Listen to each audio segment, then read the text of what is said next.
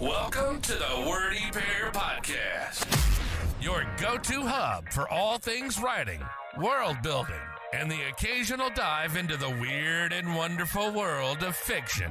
We're breaking down the barriers between you and your next great story. Whether you're a seasoned scribe or just scribbling your first sentences, we've got something for you. We'll be discussing everything from crafting compelling characters to dissecting the good, the bad, and the downright bizarre in the world of fiction. Okay, this script says you guys are eccentric. Isn't that just a 3-syllable word for weird? No offense.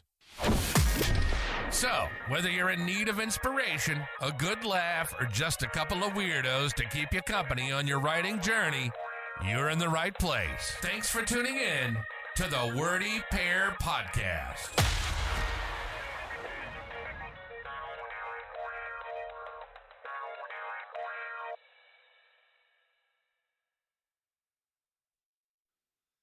All right.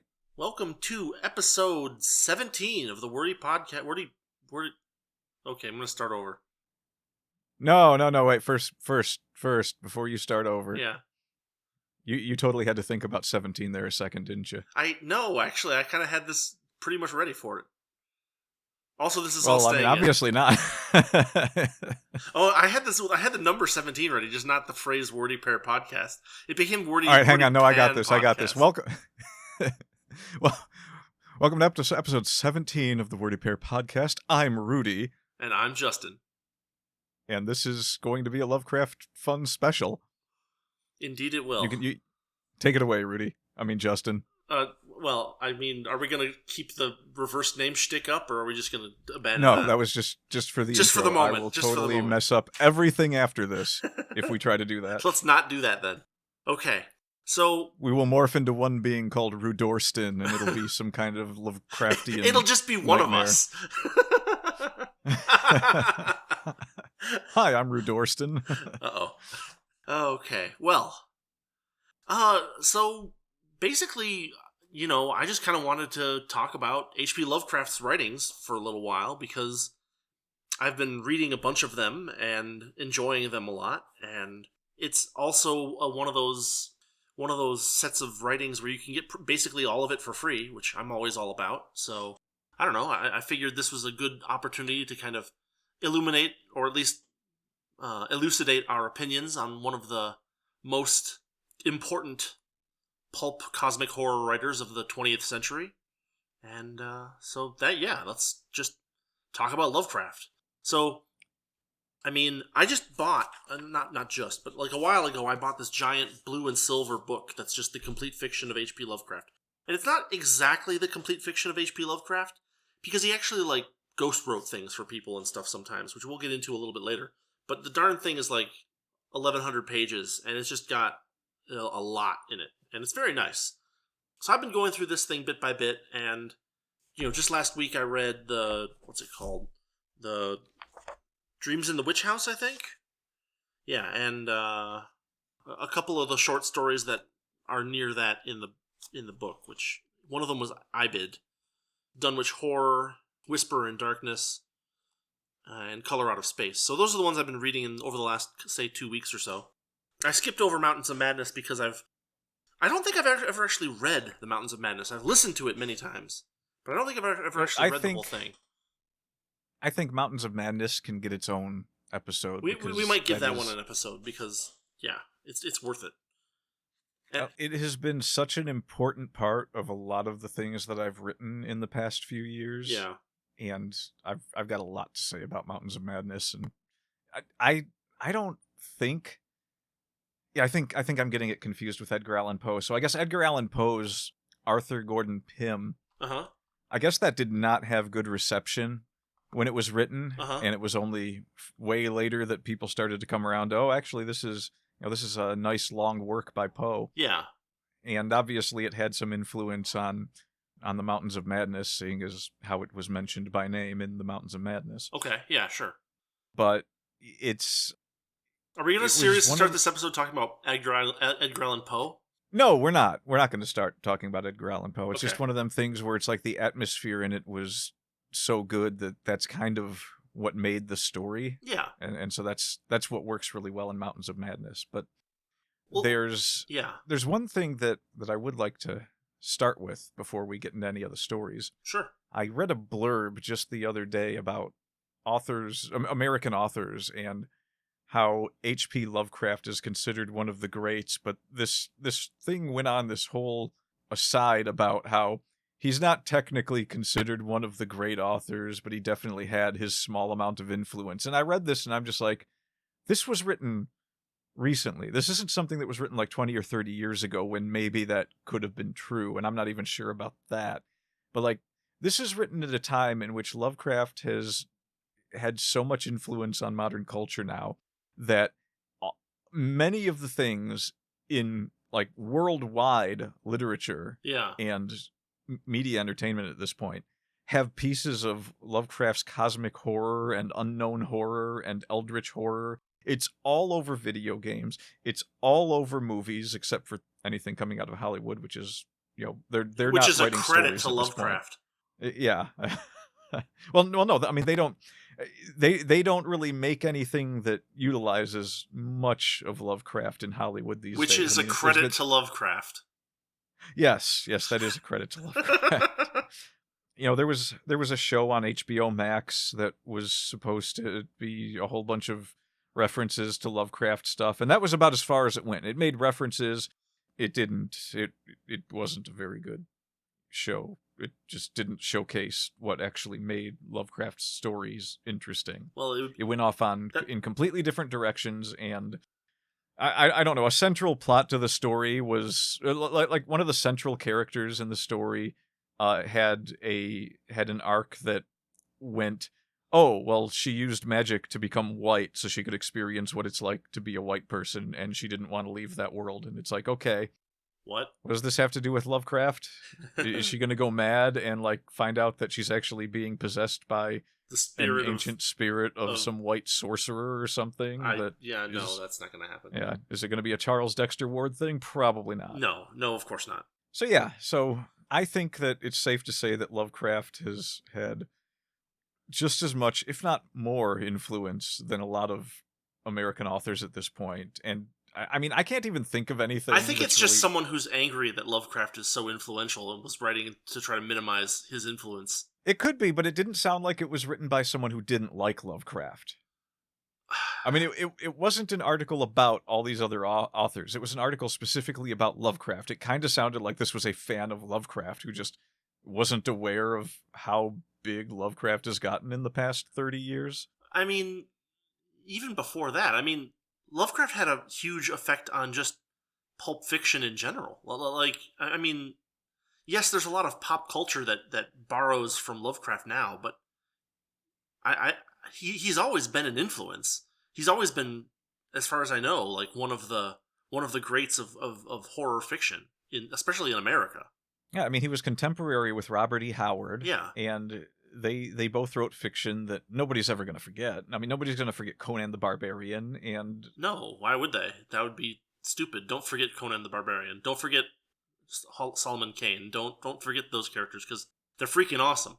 And Edgar Rice Burroughs, nobody's going to be forgetting Tarzan anytime soon. These people all had more influence on modern culture than anything that came out in the 80s, despite the fact that people tend to look back fondly on the 80s, but then, if you really look around, except for the occasional, like, homage movie or reference to this stuff, I don't know too many people half my age that really know or care about Back to the Future, and that was huge. I mean, that was a phenomenon at the time. Yeah. It would come up in everyday conversation. People would say things relating to Back to the Future as just part of the way people talked. And, I don't even know that many young people that have seen it. People I work with, they have no idea what a lot of the movies were that we watched as kids. I mean, there are a few of them. There's people that Indiana that Jones. know of it. Indiana Jones is a good example of stuff but like, from that era. Not a lot of the young people I have worked with would be able to tell me they've seen any of the Indiana Jones movies, including the new ones. But of course, that's partly because of the new ones making Indiana Jones not fun anymore. But I mean, let's not get too far aside from where we're trying to go with this episode, because what we're trying to talk about is Lovecraft and why Lovecraft is so cool. But like, all right, well, what do we want to open with? What do we want to pick, a story, or you got anything to say about? I mean, I just kind of wanted to start out maybe by just kind of like going over kind of what his style is and kind of talking about why that style is so interesting. Like, I was going through Lovecraft stories and I'm realizing that like he has the longest paragraphs of any writer that I read contemporary, and any writer that I read that isn't writing nonfiction. And it doesn't hurt. It doesn't hurt the ability to read his stories. He has these long, he has these very heavy descriptions, very long paragraphs, very elevated tone, and yet it all works really, really well. Like he doesn't pander to the reader. You're going to need to know some words in order to read Lovecraft and understand it, but that's okay because it's really good.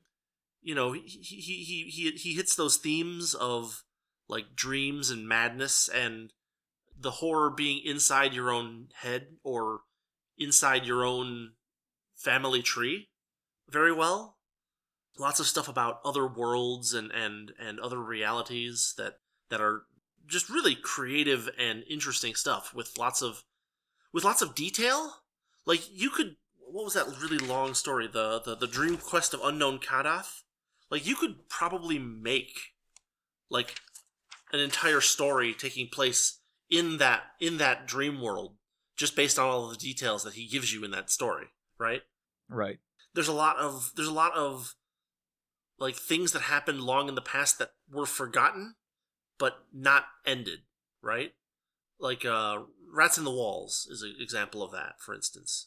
I just feel like reading Lovecraft is reading something where you're never gonna get that very unique voice that he has, that very unique style that he has. You're never gonna get that from anybody else. People imitate it, myself included, but like it just doesn't. It's both the product of a bygone era and also something that even if I tried to do it in like modern lingo, it wouldn't work anymore. It's just so special, Yeah, he's a master of the long form paragraph. Yeah. And I've read a lot of people who think they're putting like they'll put a lot of detail into a paragraph, but they don't have any concept of how it all should string together. Yeah. And so you lose you can read some people's work and lose your train of thought on where the paragraph was even going.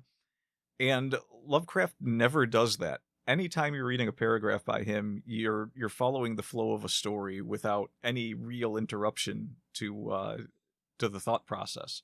Yeah, I mean, and like he has this very good sense of word choice. Like there's a lot of descriptions that he does where there's similar sounds in the words, either alliteration or consonants or assonance or whatever. But he has a really good sense for making the description of a thing sound poetic and therefore memorable, if that makes sense. It's lyrical writing. Yeah.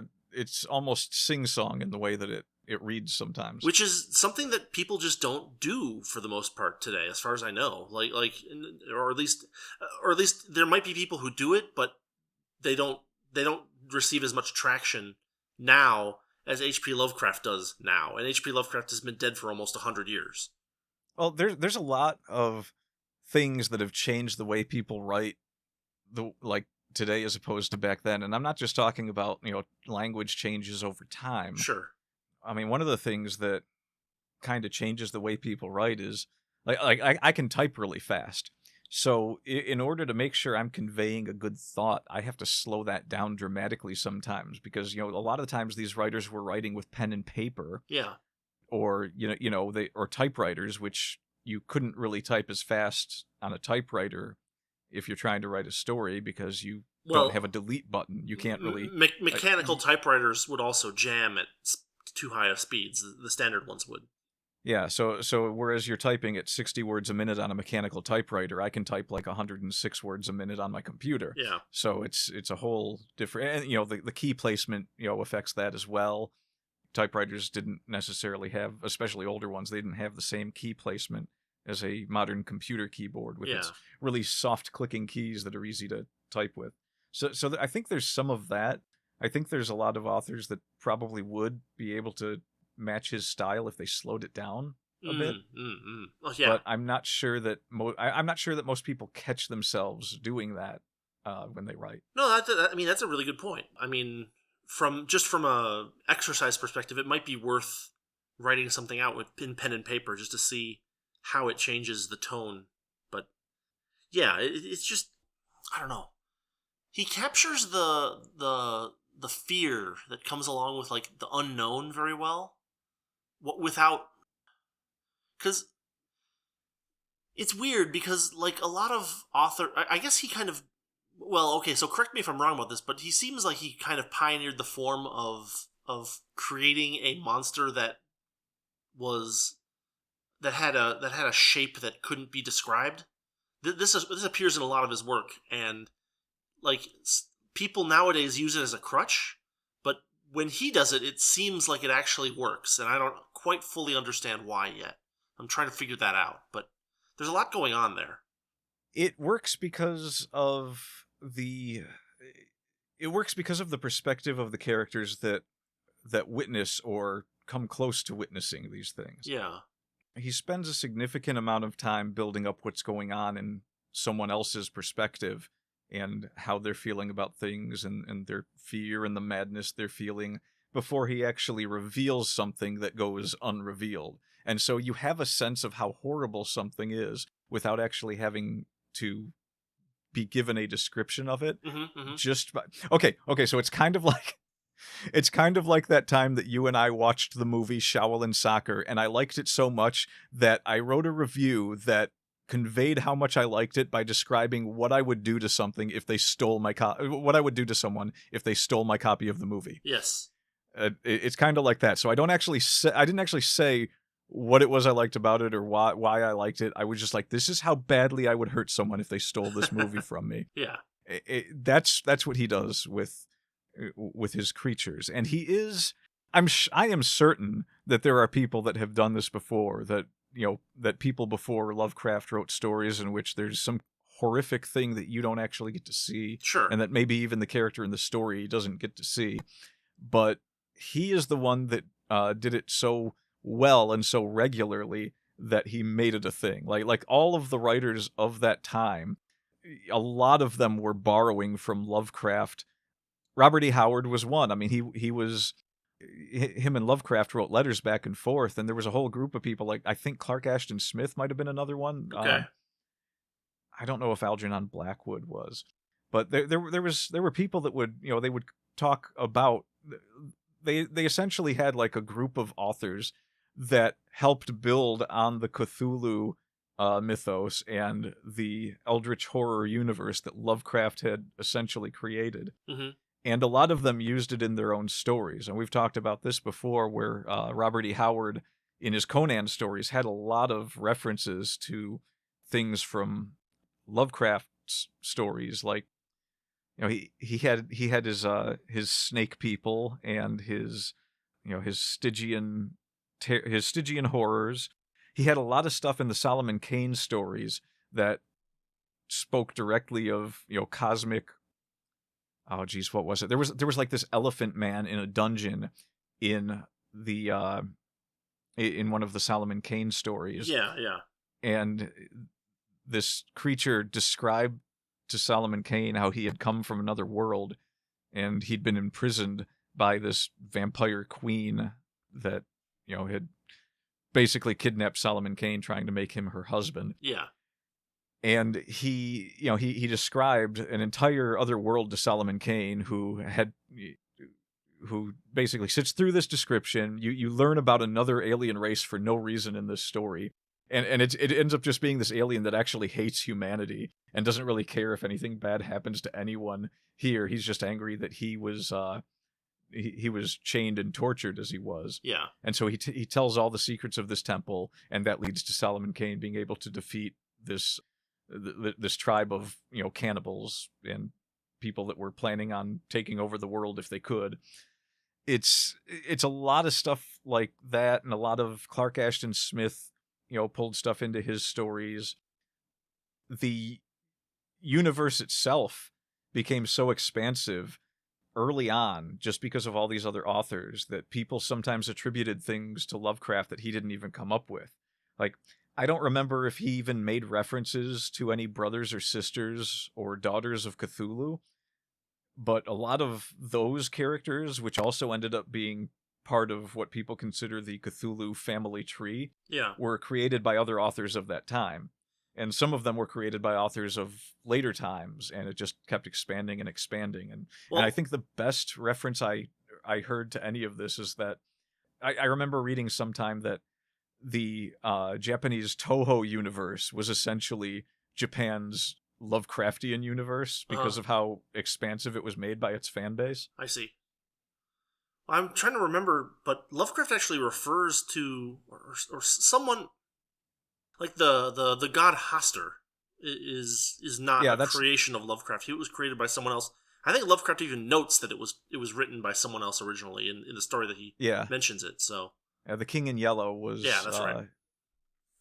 But yeah, that's one of the ones that, like I said, they all borrowed from each other. They were all writing letters back and forth saying this would be a good idea and this would be a good idea, and making new things up, and none of them were like, no, this is mine, I'm going to use it. It was like, yeah, let's all just write stories about this stuff. This is what we wanted to do. Yeah. I can't remember any really famous examples. The only one that comes to mind doesn't really have much to do with the eldritch horror part of it. Sure. There were a lot of letters that Lovecraft and Howard wrote back and forth, where Howard was of the mindset that a lot of what happened in the civilized world wasn't as civilized as people made it out to be, and so he would get into these arguments in his letters with Lovecraft over,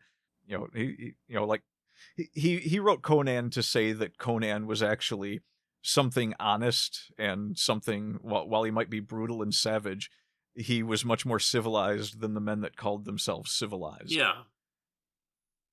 And him and Lovecraft held opposite views on that kind of thing. Mm-hmm.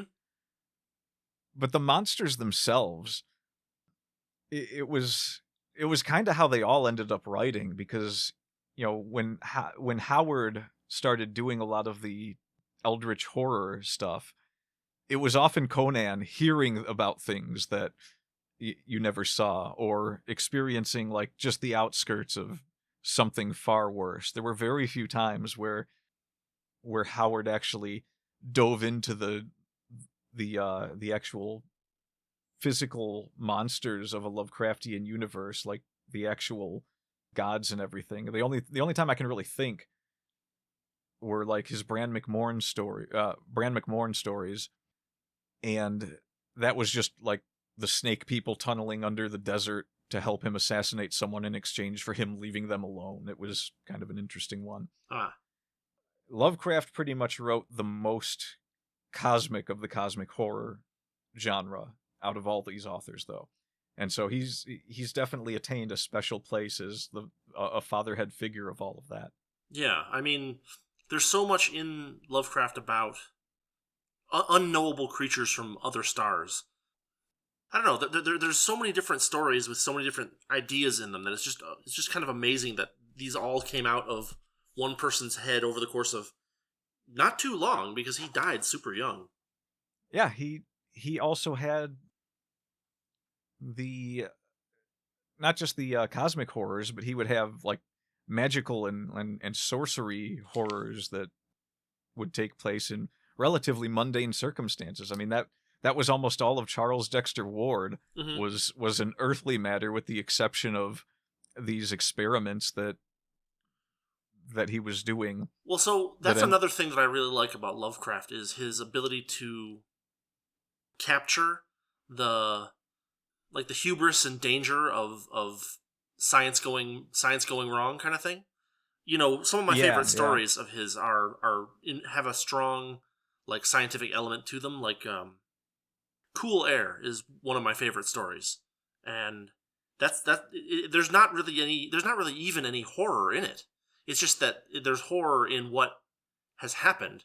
But if you like step back and think about it from a detached perspective, there's no antagonist in Cool Air except for time and warmth, and it's one of those things where where it's really a man versus nature story, because the point is to prolong life, and I don't want to spoil the story, but it just has one of those really nice slow builds to a very satisfying crescendo, and then a satisfying ending. It's a really good story, and it's not too long. Like a lot of Lovecraft stuff it packs a lot of punch for its length, which is also another really good characteristic of it. Yeah, you touched on another good point there, is in that there's a lot of stories that people write that end on these depressing notes that just kind of make you feel like, well, it would have been worth it if it wasn't for that. Yeah. Lovecraft was able to write stories that did end on pretty dark notes sometimes, but you felt good when you got to the end of them. You kind of it gives a kick to your imagination as to, that you can pretend that the world has much more in it than we're able to observe for just a moment after reading a Lovecraft story. You can sit back and contemplate just like, how much do we really know about what's in the cosmos? And you don't have to feel like, oh, well, it kind of sounded like the world is going to end there and there's nothing anyone can do about it. And he doesn't actually leave you with that sense of, well, this is kind of depressing and nothing's really worth it. He just told you a story and it was fun. Yeah, yeah. And I mean, I don't know if we have to really care much about spoiling too many of the stories. Well, it's Lovecraft has been around for 100 years. Like, look, so like my position is that if we like it, we should try not to spoil it. We should encourage other people to read it and enjoy it for themselves. At least that's my position with Lovecraft, right? Because it's like I want people to read this stuff. I want people to understand it and read it and enjoy it. Like, because it's not just about the horror. Like one thing that really got me right at the end of the Dream Quest of Unknown Kadath was that he takes like a page to just describe the beauty of like pastoral New England forests and fields. And for someone who spends a lot of time, considering that he spent a lot of time writing these horrible, warped nightscapes of demonic whatever, seeing him stop to just take a page to describe in the most beautiful language possible the place that he, just lived most of his life and, loved beyond, any desire to possibly, leave it, is just also really, really nice. Like, I don't know, like, it's amazing to see the tonal shift when he does that, because he can really describe things that are dark and horrible or unknowable or madness-inducing, but he can also just describe, a beautiful landscape, and it works just as well. And that's another thing that a lot of people miss sometimes, is that there's no relief. It's just dark, and there's no relief valve. But then Lovecraft mastered that as well, which I think is really impressive. Yeah, he was at a time where that was actually pretty normal in the writing of the time, where you would get these good descriptions of just what would have been considered mundane then. I think that some of the reason that doesn't happen nowadays is because the modern world, everything is so systematized, and a lot of times, especially if you're near cities or in suburbs where the housing kind of looks the same, there's not too many people that are seeing enough of a variation in things like architecture and landscape that they're bothering to write about it. There's a brutalism to it. Yeah, there's this sense of plus the authors of the time were so descriptive that if you read a lot of books from his era, you're kind of picking up how to do that as you read. Everything is very systematized today, to where people talk a lot about computers, and science fiction gave us the vast monitors and screen spreads that everyone talks about, the little the Matrix style digitization of everything. So people can still do this with other things, but because of the time that he was in and the writing of the time, Lovecraft definitely had an edge on it that is welcome and different Well, it's from also today's it's standards. also his love of the place itself, right? Like Yeah, yeah. There's he went to. I was reading some of the. There's like a short biography of him at the end of the book, and like he moved into the city for a few years, and then like he basically just said, "I can't take any more of this," and he moved back out into the country, and he's like, "I'm going to live the rest of my life here, for what it's worth," and this was a place that he valued very very greatly, and it comes out in his writing that he really that like despite the fact that he spends all this time writing about these cosmic horrors from across the galaxy or in another dimension, that he spent a lot of time just enjoying the natural beauty of of the place that he lived, which I mean, you don't see a lot of that these days because people write about stuff that happens inside cities, and everything in cities is not not necessarily not beautiful, but not naturally beautiful. You know what I mean? It doesn't have that natural beauty where you can like just kind of spend a paragraph talking about the way that a particular weeping willow looked. There's not really a whole lot of reason to do that in a modern city. There have been people that can do it pretty well. I mean, there are people that describe things like buildings that are kind of worn down and brick cracking, things like that. There's people who can do it, but most people just I feel like most people just don't. Yeah. They want to get right to the meat of the story and don't really give anything that much attention. Mm-hmm, mm-hmm. Which, isn't really a bad thing, and it makes for various writing styles. Sure. But, that's one of the things that makes people like Lovecraft special, is that you go and read Lovecraft and you get a whole different experience from what you might get from a modern author. Yeah. Or even his contemporaries. Like, I mean, I just read the Solomon Kane stories, and, the Solomon Kane stories are a very different tone than Lovecraft. Just, Yeah. you read literature of the time, and it's just Lovecraft is so unique in the way that he wrote things that he's just worth going into and reading from cover to cover, basically. I mean, that's I think I've told this story before, but that's kind of how it happened for me. I had 10 years ago, I believe, possibly a little longer, up until that point, I had heard people mention H.P. Lovecraft before, and Yeah. This is kind of what I meant when I said that he's really caught on a lot in the past 30 years. Yes. When I was younger, I'd never heard anything about H.P. Lovecraft, and then at some point, over a decade ago, I started hearing the name H.P. Lovecraft a lot. In my head, I had never heard of this guy. I assumed that he was a new author that people were just really keen on, and Yeah. I thought, well, most of the authors that people are really keen on don't interest me, so I'm not interested. Right. And just on accident one day, I might have been looking for Arsène Lupin stories, so I was looking for public domain stuff. Yeah. And I kept running across Lovecraft, and I was like, wait a minute, why is he in the public domain? Right. And I look it up, and it's like, oh, this is an older author. And so I was like, well, where can I find his stuff to read? And I just typed in Lovecraft, and I found a website that had all of his works for free. And for the entire day, I sat there and read through all of Lovecraft, and I was like, wow, I was missing out. Yeah. I read all of Lovecraft in one sitting. I mean, all of it?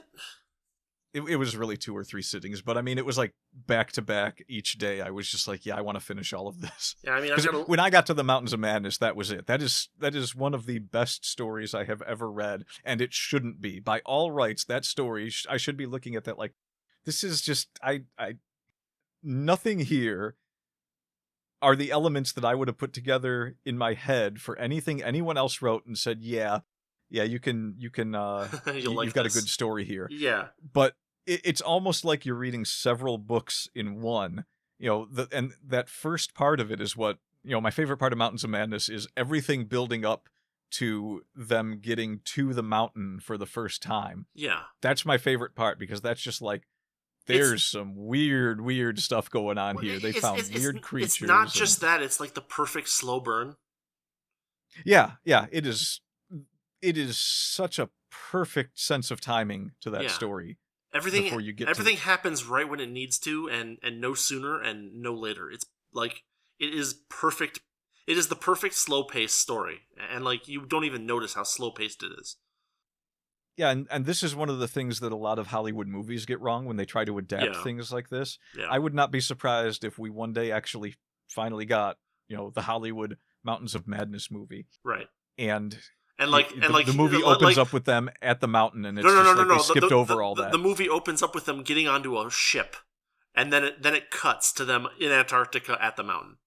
Yeah, that's how Hollywood would do it, and then they would have a bunch of action stars, and they'd be showing a bunch of monsters that weren't even in the.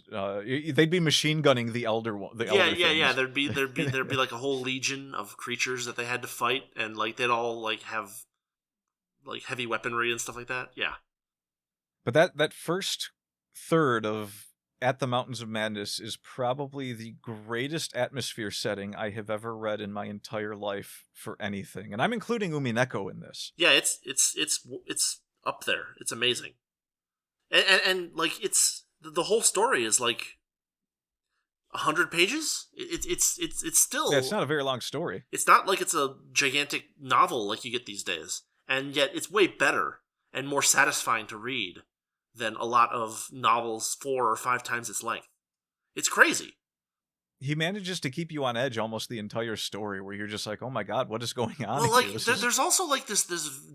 So one of the great things I love about At the Mountains of Madness is that it's not about like professional monster hunters that are they've got a call and they're looking for a thing. It's like, no, these guys are geologists that stumbled onto something, and the whole thing is played so realistically, right? Like, we you have a guy who discovers something and he basically mutinies the whole mission, and like it leads to all of the events later in the story, and it's just really, really well done. Like it's the kind of thing that a scientist would do. Some geologist on some mission, on some field work, and he finds something new. He's like, I'm not leaving this. I'm digging to the bottom of this because this might be like something that no one has ever seen before. And then the way that Lovecraft works the consequences into that is so perfect that it's just, I mean, yeah.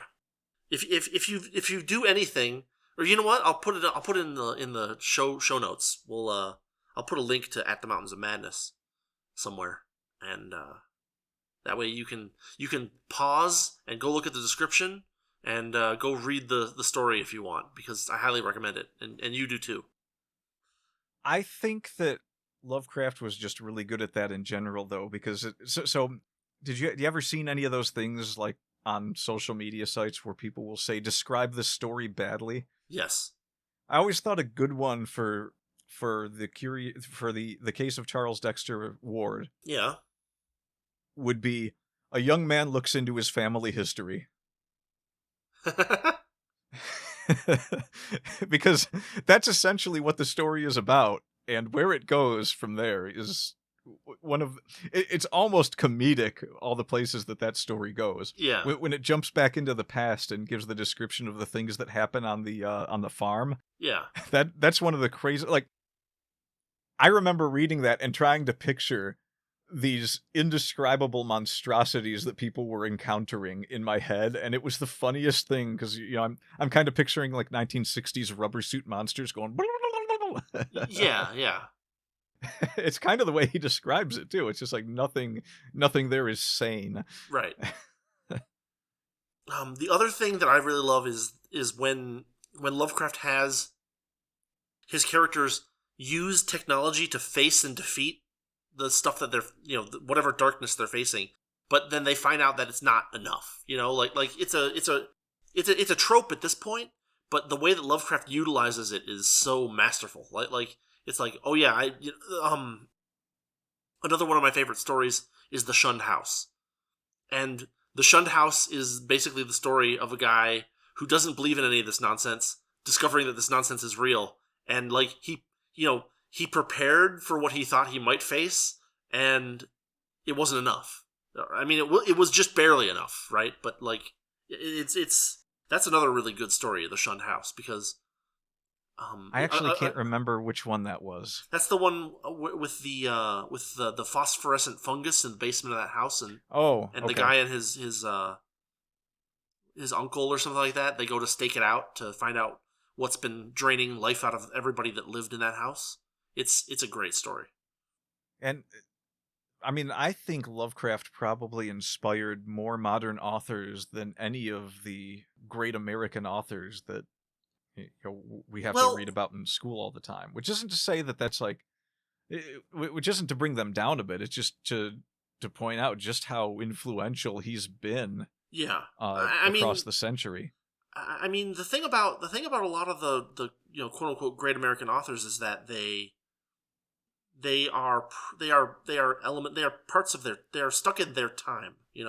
Like you're not going to go through Steinbeck and mimic Steinbeck to make a modern story. I mean, maybe you could, but like there's something about your Steinbeck, audience would be minimal. Well, ignoring that, like your Steinbeck belongs in kind of that Dust Bowl Depression era America. That's where Steinbeck's style belongs, and kind of that rural, dusty feel to it. Who else can we talk about in this sense? Like Lovecraft stuff is, because Lovecraft stuff deals with things that are innumerably ancient and things that are immeasurably futuristic. The way that Lovecraft handles it has to necessarily be pretty timeless, right? Like you could imagine scientists today going to Antarctica and having the same things happen to them that happened to them in the Mountains of Madness. They'd be better prepared. They'd maybe get their messages back and forth to each other, more effectively.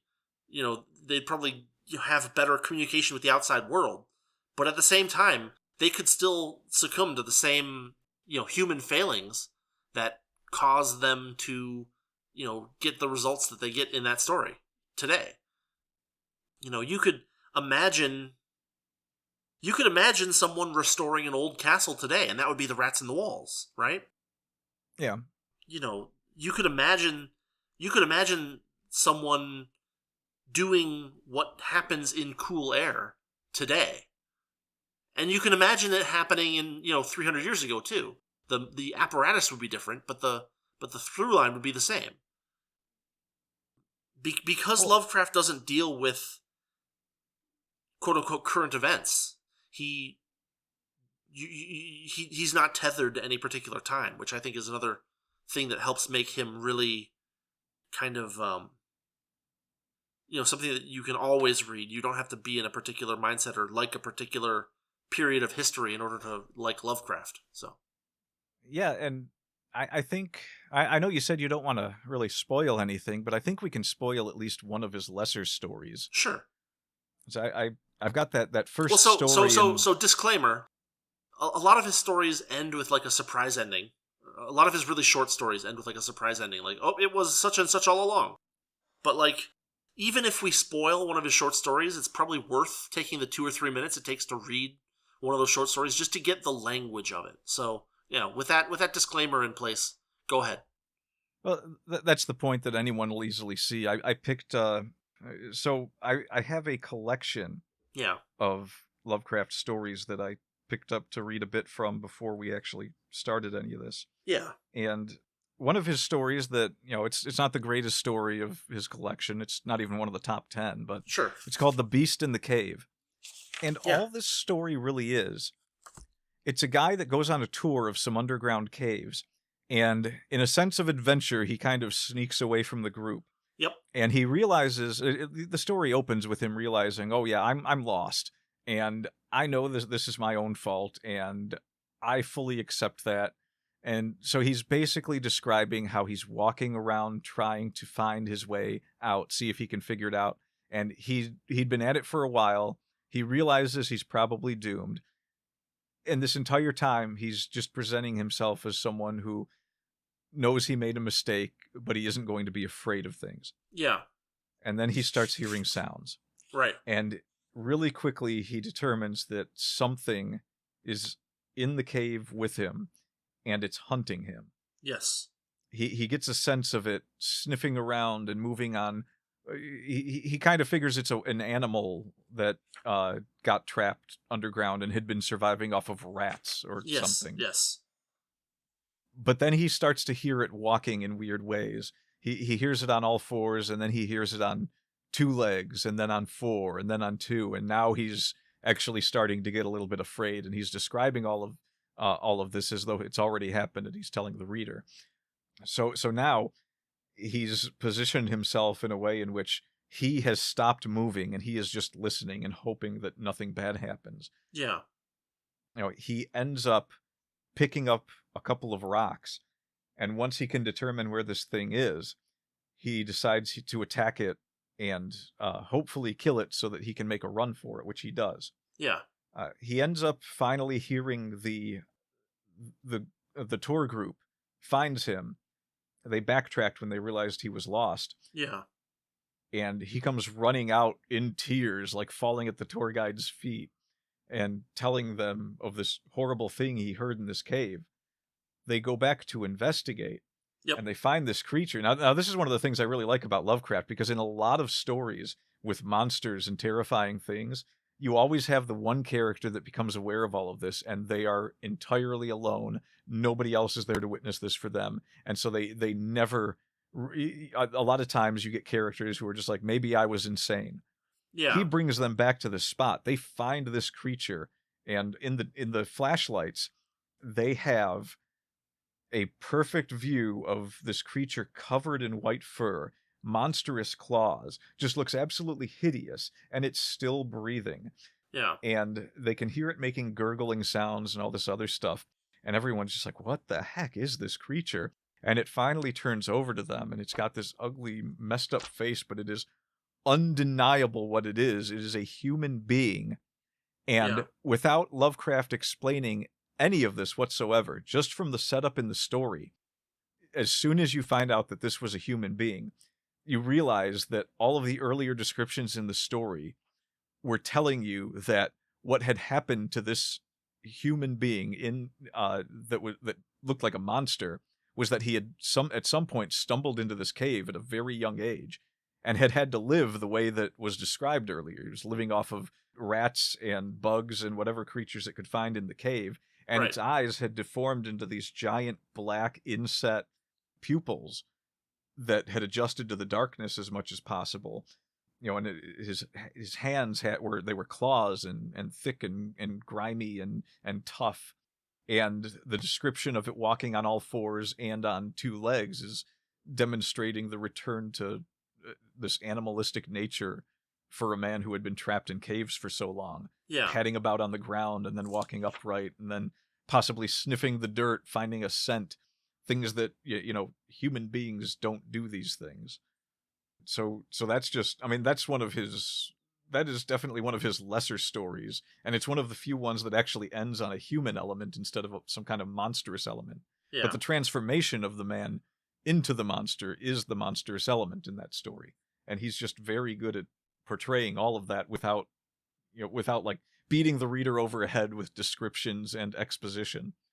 Well, he times things very well. Like I'm kind of looking at that story right now, and it's funny because he has the book that I have is fairly large. It's probably probably 8.5 inches tall, and it's kind of like the you take the A4 sheet and you make 2 pages out of a single page of A4 kind of size. Yeah.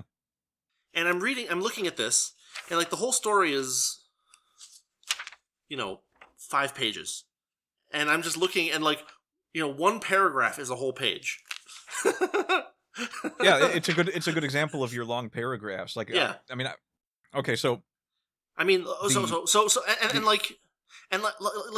tone is so special. Just real quick. Seeing, therefore, that I must be armed for defense against an uncanny and unseen attack in the dark, I grouped about me the largest of the fragments of rock which were strewn about all parts of the floor of the cavern in the vicinity, and grasping one in each hand for immediate use, awaited with resignation the inevitable result. If you look at that, that's one sentence. But if you look at what's going on in that sentence, there's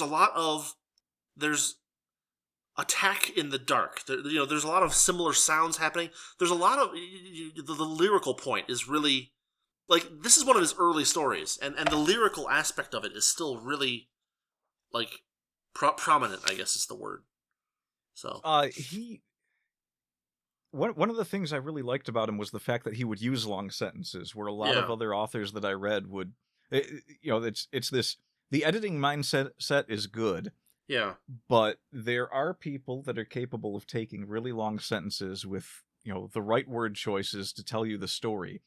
And when people do that right, it's much more satisfying reading, at least to me, than just like, all right, we've edited it down to everything we need, and this is all that we really have to have in the story to make it work. Now, that is a valid way to write stories, but it's not... Sure. You have to look at these things as guidelines instead of rules. Yeah. You'll end up missing out on some really great writing if you just restrict yourself to, okay, it sounds good to me, but if I remove this part of the sentence, I still get my point across. And I have been trained in the manner of removing everything that you need until you have just what you need to get your point across. Therefore, I shall do that. Yeah. But then you won't get... you won't get many Lovecrafts out of that, that's for sure. No, I mean, it's really amazing how verbose he is about things, that, like, it's so different from... So this is kind of reminding me of, like, have you ever had one of those things where you, like, read a transcript of, like, a presidential debate from, like, today, and then you read a transcript of, like, a presidential speech from... or, like, a speech from today versus a speech from 100 years ago, and, like, the level of difficulty of the wording is so much higher 100 years ago that it's like, wow, it's amazing that they did that. But, like, we all seem to be kind of...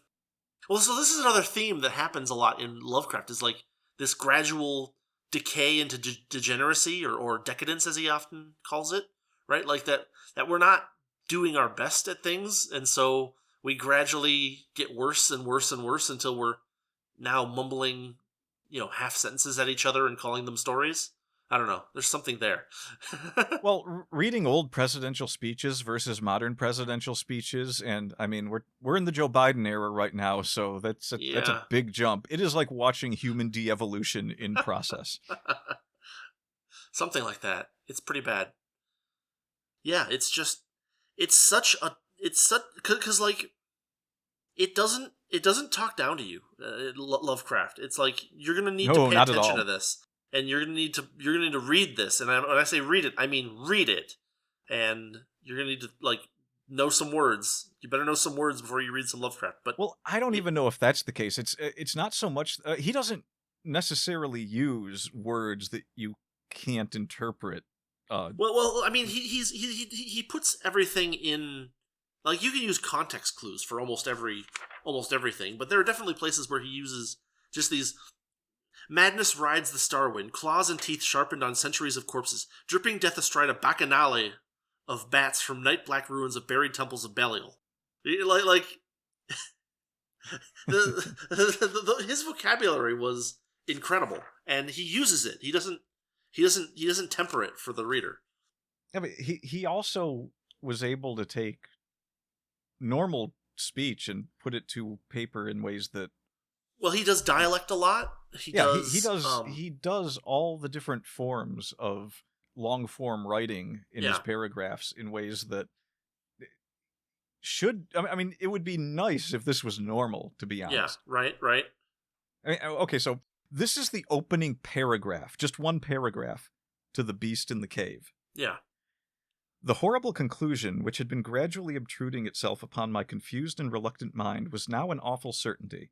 I was lost, completely, hopelessly lost in the vast labyrinthine recesses of the mammoth cave. Turn as I might, in no direction could my straining vision seize on any object capable of serving as a guidepost to set me on the outward path. That never more should I behold the blessed light of day, or scan the pleasant hills and dales of the beautiful world outside. My reason could no longer entertain the slightest unbelief. Hope had departed, yet indoctrinated as I was by a life of philosophical study, I derived no small measure of satisfaction from my unimpassioned demeanor, for although I had frequently read of the wild frenzies into which we were thrown, the victims of similar situations, I experienced none of these, but stood quiet as soon as I clearly realized the loss of my bearings. I was lost in a cave. Yeah. or I realized I was lost in a cave. Yeah, it's... And yet, every single sentence in that paragraph was worth it. Yeah, absolutely. It's like, lost. How lost? I mean, there's lost or not lost. But when you say how lost, it's like, all right, so when you're saying you're lost, what do you mean lost? It's like, well, I tried. I really tried. God help me. I'm screwed. Here we go. This is my story. Yeah. and it's he gets... an amazing way to start a story, too, because you're immediately like, oh, this is bad.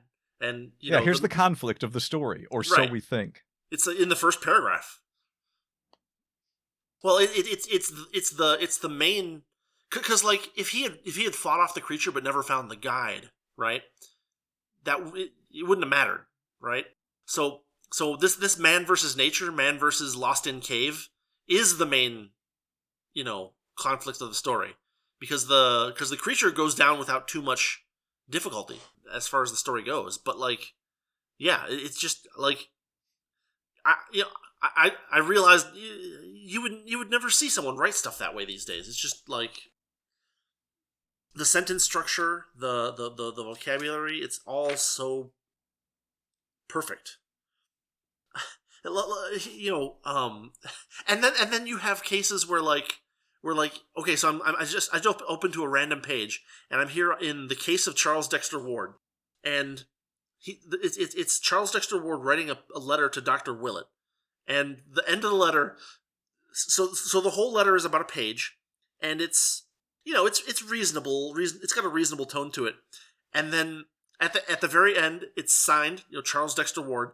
P.S. Shoot Dr. Allen on site and dissolve his body in acid. Don't burn it. That's one of my favorite lines in all of it's in so the entire good. Story. It's so good.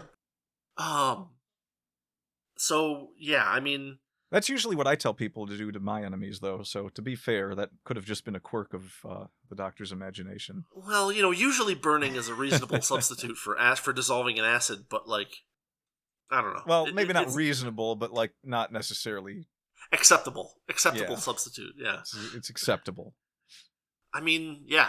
I do. We want to both list off a couple of our favorite stories for people to go look up, basically.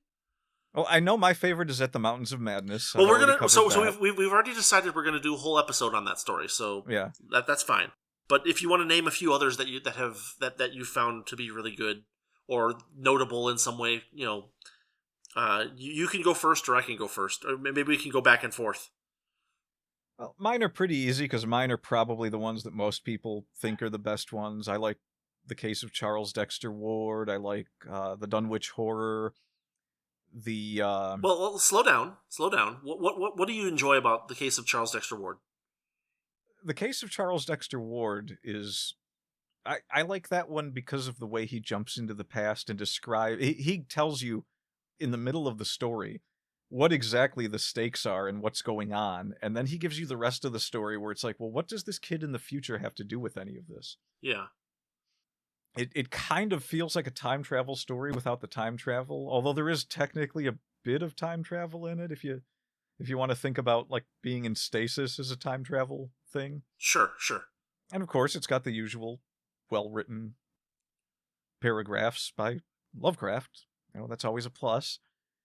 He does a pretty good job of introducing you to a character who, at first you're kind of sympathetic with him, and then you're like, wait, is he doing this on purpose? Yeah. And then you might start to hate him a little, and then you're like, well, no, wait, it actually wasn't his fault, was it? Even if he was, Well, there's always that little hint of mystery, right? Like, yeah, because the line in Lovecraft, the line between sanity and madness is so paper thin that characters. That it's never really certain whether a character is a good narrator or an unreliable one, kind of thing. Yeah, because at what point does the crossover happen for Charles Dexter Ward? At what point, is it him, and at what point is it not him? Right. Okay. What was your second one? The Dunwich Horror is just fun because it's... The Dunwich Horror is almost like a disaster movie story. Yeah, and what makes it great is there's just this one guy in the story that kind of becomes aware of the full extent of what everyone else is afraid of in the story. Yeah. And the extent is so dramatic that it would be hard to convince everyone else in the story that it was as crazy as this one person discovered. Yeah. And it was only discovered on a suspicion. Like it was, it was a guy reading over someone's shoulder and being like, wait, what is this guy doing? And then looking into it further after he leaves and just like, no, well, there was more. Crazy. There was more to it than that. There's a bunch of stuff that happens that tells him, I really need to know what this guy was trying to do and where he was trying to do it and what he was trying to do and how, because we might need countermeasures. well, his suspicions start really early though, because away, just from scanning a page, he contacts other institutes and says, "Don't let this person borrow this book. Something weird is going on." Yeah, and that's all he has is just a glance. Right.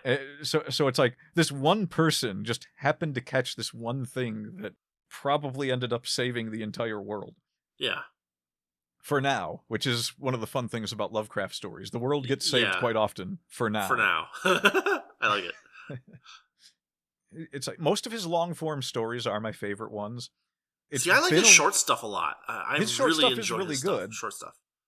There's not too many that are my favorites. Like I'm trying to remember what short stories he wrote that I'd actually consider my favorites, but it's been so long since I've read them all. They're kind of like Dagon is okay. I wouldn't say it's a favorite, but it gives you a good description of something weird that's going on in the world. That's another thing that he did a lot.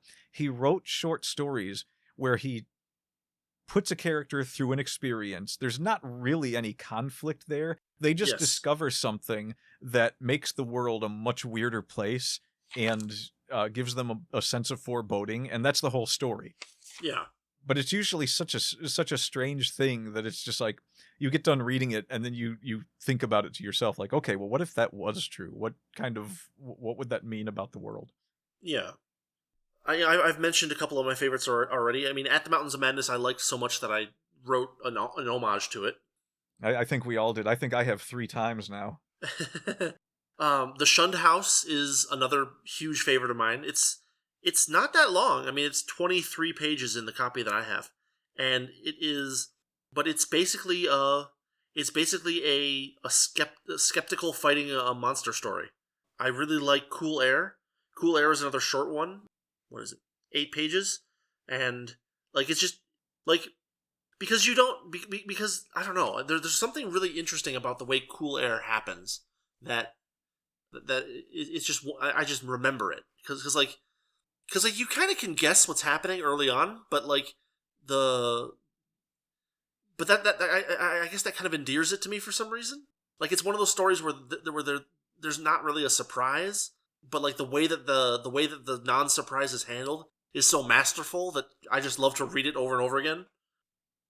Another one, I had to look this up because it's not in the book that I have, but The Mound is another one that I've listened to. And it was actually ghostwritten by Lovecraft for Zealia Bishop, according to my very fun, very top-level research. But The Mound is really good, too. Yeah, I love The Mound. That would definitely be in my top 10 Lovecraft list. The Rats in the Walls I like a lot. The Shadow Out of Time was good. But that was a collaboration, I think, with 3 other authors. What else have we got?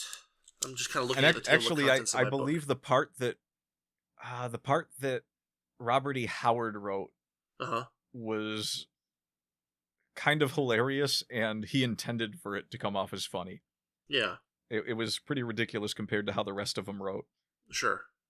The Music of Eric Zahn is another one that I kind of remember fondly. I haven't read it in a while, but I remember it being very, very, hauntingly good. I don't remember what happens in that one.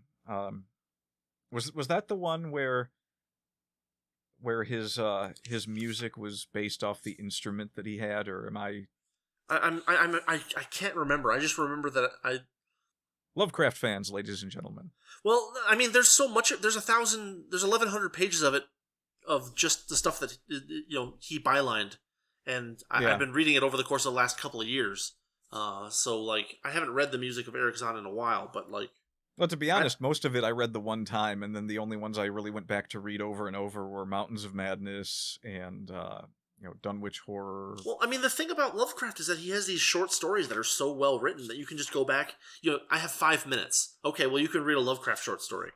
Oh, yeah. And now that I've picked this book up again, like I just started reading this 2 days ago just so we could do this podcast. But yeah, now that I've got it again and I read a couple of them, I'm going to read through a bit of an indie author's book that I picked up recently. And when I'm done with that, I'm going right through all of this again because I forgot how much I love reading all of these.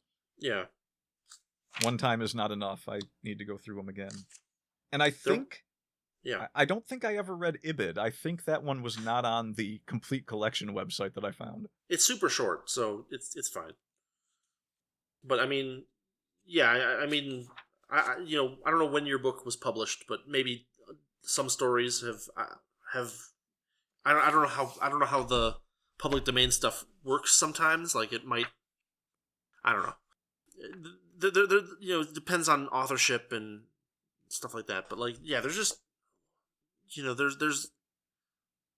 just so much in this book to go through, and it's like, he wrote it all over the course of, when was his first short story published? I mean, he died in 1937, right? So his first short story published was The Alchemist in 1916. So over the course of 21 years, he wrote all of this stuff, and it's all really good. And I don't know. I find myself running out of language at this point. Like, just if you're still listening to this episode of the podcast, just go pick up it's all free at this point. Just go find a bunch of Lovecraft and read it, because why not? Yeah, put down your Stephen King. He still doesn't know how to use a comma. Go buy some Lovecraft. You'll thank me for it later. Yeah. Or get some free Lovecraft. Doesn't matter. It's all over the internet. There's like 50 Lovecraft websites with all of his stuff on it. It's not hard to find. Yeah. The Whisperer in Darkness is really good. You can download most of it. Oh, I mean, we may as well mention that it was funny because Horrorbabble. Yeah. Because this was pretty funny. This was pretty funny because I was like, I stumbled onto this YouTube channel called Horrorbabble, where they just do readings of a bunch of horror stories, and they have prominently featured a bunch of readings of Lovecraft stuff. And I was like, oh, hey Justin, how's it going? I found this really cool YouTube channel. Have you where they just read, where he has read a bunch of Lovecraft stuff? And Justin's like, you're talking about Horrorbabble? I'm like, yes, I'm talking about Horrorbabble. I had been listening to it for a couple of months, and then out of nowhere I just get this message from Rudy. Hey, I found this cool stuff. And it's like, yeah, go listen to more. It's great. Yeah, it's good. Horrorbabble is my favorite YouTube channel for people reading public domain works. It's all, it's all kind of horror themed for the most part. There's a bit of science fiction in there too. And they've got most of Lovecraft, if not all of it. I don't know if they have all of it, but they definitely have any story I've looked up. They have most of it, yeah. And they run a nice Patreon and everything. They've got merchandise that you can get. It's a neat little YouTube channel. They did a collaboration for the Dunwich Horror in which they added a few like outside scenes. Yeah. Little bit of side acting with a group called Rue Morgue, which yes. I haven't checked out their stuff directly, but their collaborations with Horrorbabble have been great. Well, Rue Morgue was the name of the magazine that Edgar Allan Poe used to write for, isn't it? Maybe. I wouldn't know that. Or no. I'm misremembering. There was, or maybe. No. Edgar Allan Poe wrote a story. No, there. We are in front of the internet. We are both using computers. I just want to point this out. I'm not saying you have to look it up. I'm just saying how funny it is that. Well, I mean, it kind of breaks up the flow to have me sitting here typing.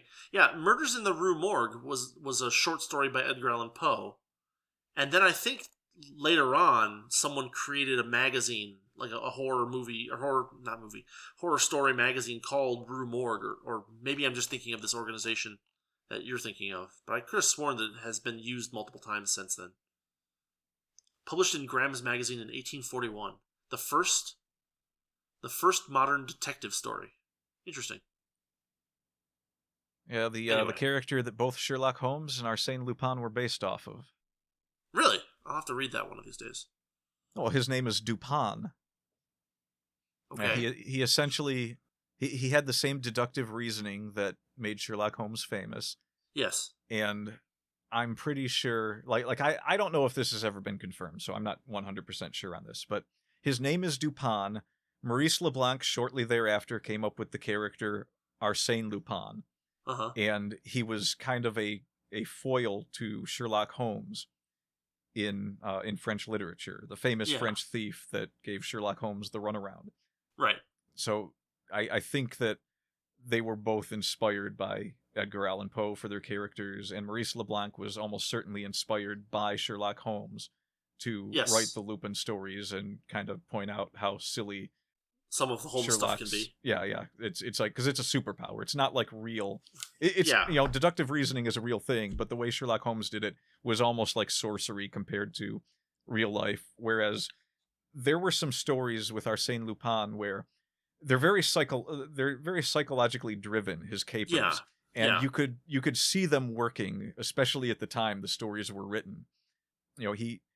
He manages to fool someone into buying back these possessions that were stolen from him while Arsène Lupin is in prison. He pulls a heist, and the way he does it is incredible. The way he escapes from prison is twice as incredible. It's the best prison break story ever.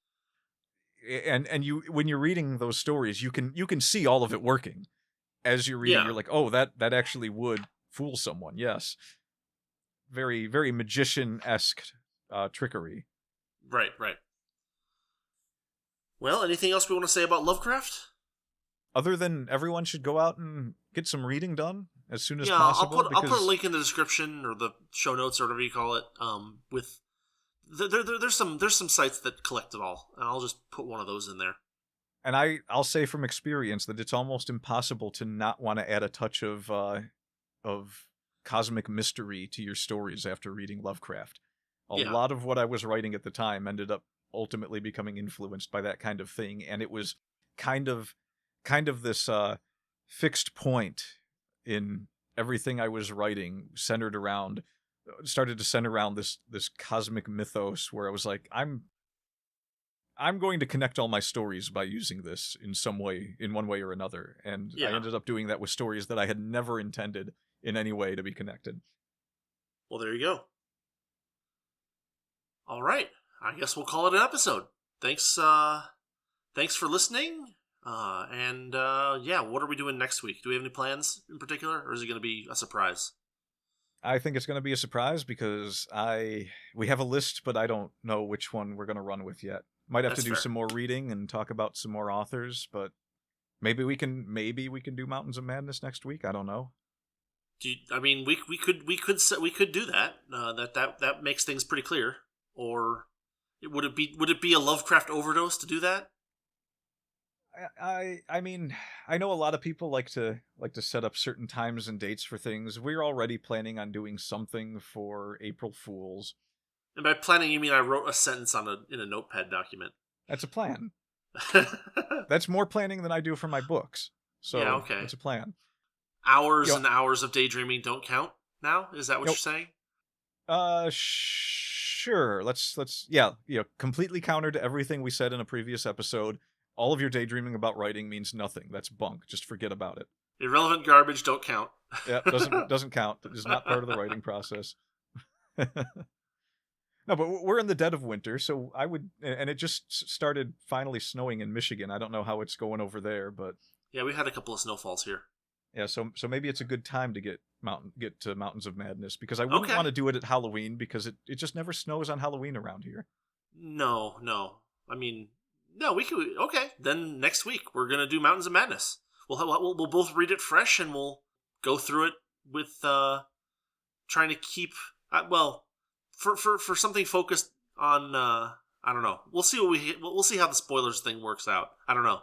We may not be able to help but spoil a significant fraction of Mountain of Madness. But that doesn't mean you shouldn't read it too. Right now, like before you listen to any of our. That'd be great. I mean, it'd be great if you're listening to this and you're like, okay, next before I listen to the next episode of the podcast, I'm gonna read Mountains of Madness. That would be great. Then we can be a little bit more cryptic and Well, it doesn't matter if we spoil anything anyway because you've already read it. All right. I don't know if we're going to be able to be cryptic about it. It's such a good No, story. probably not. It warrants It's such a good story. talking We're about. going to have to go through it. Yeah. And That's let's be fine. honest. If you actually told people what happened in the story, would it make it worse to go back and read again? No. All right then. So we're good. Fair point. All right. This has been episode 17. See, now I forgot. 17. There we go. I almost said 16 of the Wordy Pair podcast. I'm Rudy. And I'm Justin. And we are out. Thanks for listening to the Wordy Pair Podcast. Our passion is all things writing, world building, and getting into the weird and wonderful world of fiction. We hope you enjoyed our unique takes. If you did, make sure to like, rate, review, and subscribe to get your weekly dose of writing weirdness.